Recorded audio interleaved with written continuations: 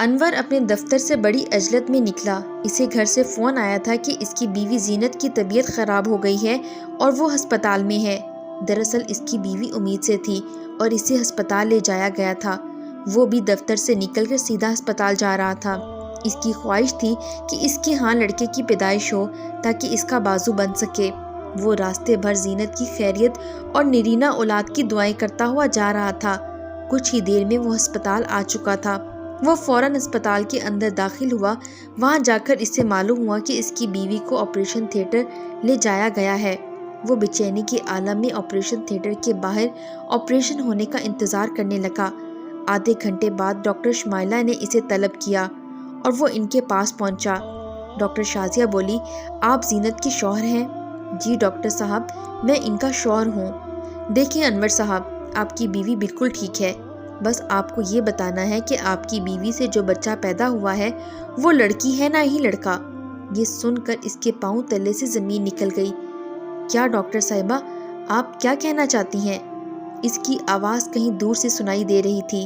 وہ بولی، صاف لفظوں میں یہ ہے کہ آپ کے ہاں خواجہ سیرا، جسے عام زبان میں ہجڑا بھی کہا جاتا ہے، اس کی پیدائش ہوئی ہے۔ دیکھیں، یہ سب اللہ تعالیٰ کی طرف سے ہوتا ہے، اس میں کسی کا کوئی عمل دخل نہیں ہوتا۔ آپ ہمت سے کام لیں، تھوڑی دیر بعد ہم مریض کو وارڈ میں شفٹ کر دیں گے، پھر آپ اپنے مریض سے مل سکتے ہیں۔ یہ کہہ کر وہ جا چکی تھی، جبکہ انور فضاؤں میں بس گھورتا ہی رہ گیا۔ 3 دن بعد زینت ہسپتال سے گھر آ چکی تھی اور ان دونوں کے چہرے خوشی سے آری تھے۔ انہیں تو یہ سوچ کھائے جا رہی تھی کہ محلے والے اور رشتہ داروں کا سامنا کیسے کیا جائے گا۔ آخر وہ یہ بات کب تک چھپاتے؟ ایک دن تو سب کو اس بات کا علم ہو ہی جانا تھا، جو آخر ہو ہی گیا۔ دبے دبے لفظوں میں دونوں میاں بیوی کو کافی سننے کو ملتی۔ کوئی کہتا کہ اس کو اس کی جنس کے پاس جا کر چھوڑ آؤ، تو کوئی مذاق اڑا کر چلا جاتا، جنہیں سن کر وہ صرف صبر کا گھونٹ پی کے رہ جاتے۔ لوگ یہ کیوں بھول جاتے ہیں کہ یہ بھی تو اللہ تعالیٰ کی پیدا کی ہوئی مخلوق ہے۔ اس کی قدرت کی نشانیوں میں سے ایک نشانی ہے کہ وہ ہر چیز پر قادر ہے۔ اس کا نام انہوں نے نسیم رکھا تھا۔ نسیم ایسا نام ہے جو لڑکے کا بھی رکھا جاتا ہے اور لڑکیوں کا بھی۔ وقت یوں ہی گزرتا رہا۔ 2 سال بعد زینت نے انور کو ایک بار پھر خوشخبری سنائی، پر اس بار انور کو اتنی خوشی نہ ہوئی تھی جو پہلے ہوئی تھی۔ وہ ایک اندیکھے خوف میں مبتلا تھا کہ کہیں دوبارہ تقدیر اس سے کوئی مذاق نہ کر دے۔ اس نے اپنے رب کے حضور خوب دعائیں مانگی۔ آخر اس کی دعائیں رنگ لائیں اور اس کے ہاں ایک لڑکے نے جنم لیا۔ خوشی سے اس کے قدم زمین پر ٹک نہیں رہے تھے۔ اس نے خوب مٹھائی بانٹی۔ انہوں نے اس کا نام بلال رکھا اور اب ان کی ساری محبتیں صرف بلال کے لیے تھیں۔ نسیم کا وجود اب ان لوگوں کے لیے بے معنی ہو چکا تھا۔ نسیم 14 سال کی ہو چکی تھی۔ اسے پڑھنے کا بہت شوق تھا۔ وہ بلال کو اسکول جاتا دیکھتی تو اس کا بھی دل کرتا کہ وہ اسکول جائے، پر اسکول تو دور، اسے تو گھر سے باہر جانے کی بھی اجازت نہ تھی، کیونکہ نسیم کے گھر سے باہر نکلتے ہی لوگ طرح طرح کی باتیں کرنے لگتے۔ اس لیے اس کے والدین نے اس کے گھر سے باہر نکلنے پر پابندی لگا دی تھی۔ اب وہ گھر میں ایک طرح سے قید ہو کر رہ گئی تھی۔ اسے گھر میں قید ہونا تو منظور تھا، مگر اب گھر میں ہی اسے ہر دم دھتکارا جاتا تھا، اسے نظر انداز ہی کیا جاتا تھا۔ باپ تو باپ، اس کی ماں بھی نہ جانے کس طرح کی تھی، وہ بھی اسے نظر انداز کرتی رہتی۔ انور اکثر اپنی بیوی کو کہتا کہ اب لوگوں کی باتیں برداشت نہیں کر سکتا۔ نسیم جوان ہو رہی ہے، اب اس کو اس کی ہم جنسوں کے پاس چھوڑ آنا چاہیے، ورنہ یہ زمانہ ہمیں جینے نہیں دے گا۔ نسیم اب سمجھدار تھی، یہ باتیں سنتی تو اس کا دل بہت دکھتا۔ آخر ایک دن ان سب باتوں کو دیکھتے ہوئے اس نے فیصلہ کیا گھر چھوڑنے کا۔ یہ ایک بہت مشکل فیصلہ تھا، پر اس نے کر لیا۔ اس نے یہ بات اپنے والدین کو بتائی۔ وہ سوچ رہی تھی کہ شاید اسے روکا جائے گا، پر ایسا کچھ نہیں ہوا تھا۔ اس کے باپ کے الفاظ اس کے کانوں میں ایک بم کی طرح پھٹے۔ جب اس نے کہا کہ میں گھر چھوڑ کر جانا چاہتی ہوں، تو وہ بولا، دفع ہو جاؤ۔ اس نے اپنی ماں کی طرف دیکھا تو اس کی ماں نے روتے ہوئے اپنا چہرہ دوسری طرف کر لیا۔ اسے اپنی ماں سے یہ امید نہ تھی۔ آنسو اس کی آنکھوں سے گر کر اس کی گال تر کر گئے اور پھر وہ بوجھل قدموں سے اپنے گھر سے باہر آ گئی۔ اب اس کا گھر زمین اور چھت آسمان تھے۔ وہ چلے جا رہی تھی ایک نامعلوم منزل کی تلاش میں۔ وہ چلتے چلتے نہ جانے کہاں پہنچ گئی تھی، اسے خود معلوم نہیں تھا۔ رات ہو چکی تھی، اس کے قدم تھکن سے چور ہو گئے تھے، اس کے آنسو خشک ہو چکے تھے۔ آخر ایک جگہ وہ تھک کر بیٹھ گئی۔ کچھ دیر وہ یوں ہی چاند کو دیکھتی رہی جو شاید اس کی بے بسی پر مسکرا رہا تھا۔ اس نے اپنا سر اپنے گھٹنوں کے درمیان رکھا اور آنکھیں موند لیں۔ وہ رات اس کے لیے ایک طویل رات تھی، شاید کبھی نہ ڈھلنے والی رات۔ اس کی سسکیوں کی آوازیں اس خاموش رات میں چیخ رہی تھیں۔ یہ چیخیں بے آواز تھی جو سوائے اس کے اور کوئی نہیں سن سکتا تھا۔ پھر اسے نہ جانے کب نیند آئی، اسے معلوم ہی نہ ہوا۔ صبح سورج طلوع ہو چکا تھا۔ اچانک ریل گاڑی کی آواز پر اس کی آنکھ کھل گئی۔ قریب ہی ریلوے اسٹیشن تھا۔ اسے بھوک لگ رہی تھی۔ اس نے اپنی جیب میں ہاتھ ڈالا تو اس کی جیب میں 30 روپے تھے جو نہ جانے کب سے اس کی جیب میں رہ گئے تھے۔ اس نے ان پیسوں سے کچھ بسکٹ خریدے اور اپنے پیٹ کا ایندھن بھر لیا۔ اب اس کی جیب خالی ہو چکی تھی۔ دوپہر کو پھر اسے بھوک نے ستانا شروع کر دیا۔ بھوک سے مجبور ہو کر اس نے ایک فیصلہ کیا اور اس نے چلنا شروع کر دیا۔ اب اس کا رخ وہاں موجود ریل گاڑی کی طرف تھا جو مسافروں کو لے جانے کے لیے کھڑی تھی۔ مسافر جوک در جوک اس میں بیٹھنا شروع ہو رہے تھے۔ وہ ایک ڈبے میں داخل ہوئی اور پھر اس کے ہاتھ مسافروں کے آگے اٹھ گئے۔ اس نے بھیک مانگنا شروع کر دی۔ باہر سے بظاہر وہ مضبوط نظر آ رہی تھی مگر اندر سے اس کا وجود کانپ رہا تھا۔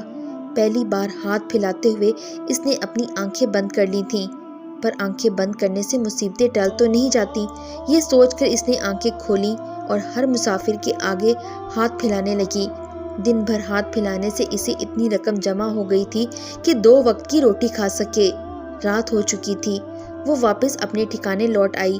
اب پھر رات کی خاموشی تھی، وہ تھی اور اس کی سسکیاں تھیں، خاموش سسکیاں۔ دن یوں ہی گزرنے لگے۔ ایک دن وہ بھیک مانگ رہی تھی کہ اچانک کسی نے اس کے کندھے پر ہاتھ رکھا۔ اس نے پلٹ کر دیکھا تو اسے اپنے ہی جنس کا انسان نظر آیا، وہ بھی ایک ہجڑا تھا۔ وہ نسیم سے مخاطب ہوا، لگتا ہے گھر سے تازہ تازہ دھتکاری گئی ہو، آپ کون ہیں؟ اس نے ڈرتے ڈرتے پوچھا۔ اس نے کہا، مجھے ریشما کہتے ہیں، اگر ریشما سے ریش نکال لیا جائے تو ماں رہ جاتا ہے، تم مجھے ماں سمجھ سکتی ہو، آؤ میرے ساتھ، یہ دنیا ہم لوگوں کے لیے نہیں ہے، ہماری دنیا تو کوئی اور ہی ہے، تو ہم اپنی دنیا میں چلتے ہیں۔ یہ کہہ کر اس نے نسیم کا ہاتھ تھاما اور ایک طرف کو چل دی۔ وہ ایک بڑا سا مکان تھا جہاں سبھی اسی جیسے لوگ تھے۔ اسے گھر میں داخل ہوتا دیکھ کر سب کے چہرے خوشی سے جھوم اٹھے، ہر ایک اس کی بلائیں لینے لگا۔ چاروں طرف سے اس پر محبتوں کے پھول نچھاور ہونے لگے جس کے لیے وہ برسوں سے ترس رہی تھی۔ وہ سوچنے لگی، جو اپنے تھے وہ بھی اپنے نہ بن سکے اور جو غیر میں وہ اپنوں سے بھی بڑھ کر ہیں۔ اسے سب سے ملوایا گیا۔ سب اس کے آنے پر بہت خوش تھے۔ ایک تو وہ کم عمر بھی تھی اور خوبصورت بھی۔ آج اس نے پیٹ بھر کر کھانا کھایا اور آج کی رات وہ بہت پرسکون سوئی۔ صبح کا سورج اس کے لیے ایک نیا سورج بن کر طلوع ہوا تھا۔ اب اس کو اپنے فن سے روشن ناز کروانے کے لیے اسے ٹریننگ دی جانے لگی۔ سب سے پہلے اسے تالی بجانا سکھایا گیا۔ یہ تالی جیسے ان کی پہچان تھی۔ چند دنوں میں ہی اس نے تالی بجانا سیکھ لی تھی۔ ناچ بھی اس نے سیکھ لیا تھا۔ اب وہ مکمل طور پر ان کے رنگ میں رنگ گئی تھی۔ اس نے ریشما سے خواہش ظاہر کی کہ وہ پڑھنا چاہتی ہے۔ ریشما نے تو پہلے اسے حیرت سے دیکھا، پھر بولی، ارے پڑھ لکھ کر کیا کرے گی؟ کیا تو نے کمشنر لگنا ہے؟ وہ بولی، نہیں ماں، مجھے کمشنر تو نہیں بننا ہے، بس تعلیم میرا شوق ہے، میں اپنا شوق پورا کرنا چاہتی ہوں۔ ریشما نے کچھ دیر سوچا اور پھر بولی، ٹھیک ہے، جیسا تو چاہے۔ یہ سن کر وہ جھوم اٹھی۔ اب وہ اپنی برادری والوں کے ساتھ کام پر نکلتی اور شام میں پڑھائی کرتی۔ اس نے اپنے کام کے ساتھ ساتھ بہت جلد جیسے تیسے کر کے اپنی پڑھائی مکمل کر لی۔ اس نے گریجویشن کمپلیٹ کر لی۔ پہلی دفعہ اس کی برادری میں کسی نے تعلیم مکمل کی تھی۔ اس کی تعلیم دیکھتے ہوئے ریشما نے کسی سے کہہ کر اسے سرکاری نوکری کا کہہ دیا۔ اسے یقین تو نہیں تھا کہ اسے نوکری مل جائے گی، پر خوش قسمتی سے اسے نوکری مل گئی۔ اسے ایک فلاحی ادارے میں نوکری ملی تھی۔ وہ دل سے اپنے کام میں جت گئی۔ بہت جلدی اس نے ترقی کر لی اور آفیسر کے عہدے تک پہنچ گئی۔ اب وہ اپنے ماں باپ کو یاد کر کے بہت روتی تھی کہ کاش وہ ان کے ساتھ ہوتی اور وہ میری کامیابی پر بھی خوش ہوتے۔ اسے آفیسر بنے 3 سال گزر چکے تھے۔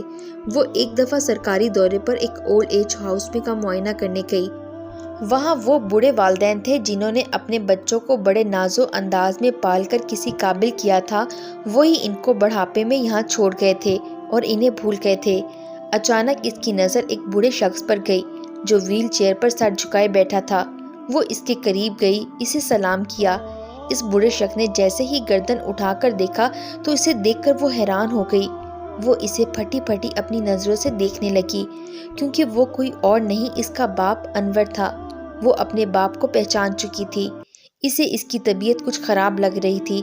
اس نے فوراً اسے ہسپتال داخل کروایا۔ اس کی دیکھ بھال کے لیے ایک نرس بھی رکھوا دی۔ وہ صبح شام ان کی عیادت کرنے آتی۔ جب وہ سو رہے ہوتے تو بیڈ پر ہی ان کے قریب بیٹھ جاتی اور ان کا ہاتھ چومتی۔ ایک دفعہ وہ اسی طرح ان کے پاس بیٹھی تھی اور ہاتھ چوم رہی تھی کہ اچانک انور کی آنکھ کھل گئی۔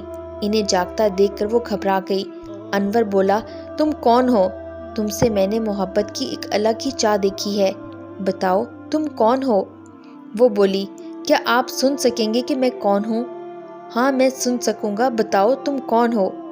میں آپ کی وہی دھتکاری ہوئی اولاد ہوں، آپ کی ہجڑا اولاد۔ یہ سن کر انور ہکا بکا رہ گیا، بلکہ گمسم رہ گیا۔ کچھ دیر خاموشی رہی، انور کے آنسو گرنے لگے۔ وہ بولا، تمہاری ماں کے مرنے کے بعد بلال نے اپنی مرضی سے شادی کر لی اور مجھے یہاں چھوڑ کر چلا گیا اور پھر کبھی نہیں آیا۔ مجھے معاف کر دو، ہم نے تمہارے ساتھ اچھا سلوک نہیں کیا۔ شاید اسی وجہ سے قدرت نے ہم کو یہ بھیانک انجام دیا ہے۔ ہجڑا تم نہیں، بلکہ ہجڑا تو وہ لوگ ہوتے ہیں جو اپنے بوڑھے والدین کو بوجھ سمجھ کر ایسے اداروں میں جمع کرا دیتے ہیں۔ ہاں، ہجڑا تو ایسے ہی لوگ ہوتے ہیں۔ یہ کہہ کر انور نے اسے سینے سے لگا لیا۔